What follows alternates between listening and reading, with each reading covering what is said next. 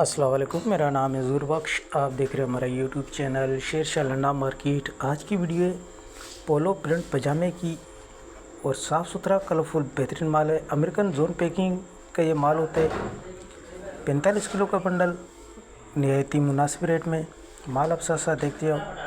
इसमें आपको palazzo type भी निकलेगा, प्रिंटेड पजामा है, सारा पोलो ओजरी वाला कपड़ा होता है। साफ़ सुथरा कलरफुल बेहतरीन माल है।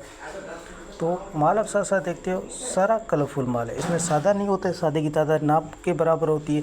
अगर पूरे बंडल में एक दाना दो दाना हो तो उसका कुछ नहीं कह सकते, वरना सारा इसमें प्रिंटेड होता है। आया है प्रिंटेड के नाम से होता भी सारा प्रिंट है इसके अंदर। पोलो प्रिंट पजामा, ये रेट बहुत मुनासिब है। इसका 9,000 रुपये इसकी रेट है। 45 किलो इस बंडल का वज़न है।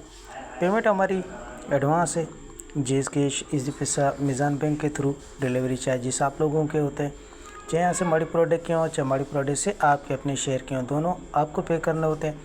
पूरे पाकिस्तान में माल हमारा टकड़े के थ्रू जाता है। अगर हमारी वीडियो अच्छी लगे तो हमारी वीडियो को लाइक शेयर फॉलो लाजमी किया करें, क्योंकि हमारे हर आने वाली वीडियो आपको आसानी मिलती रहे।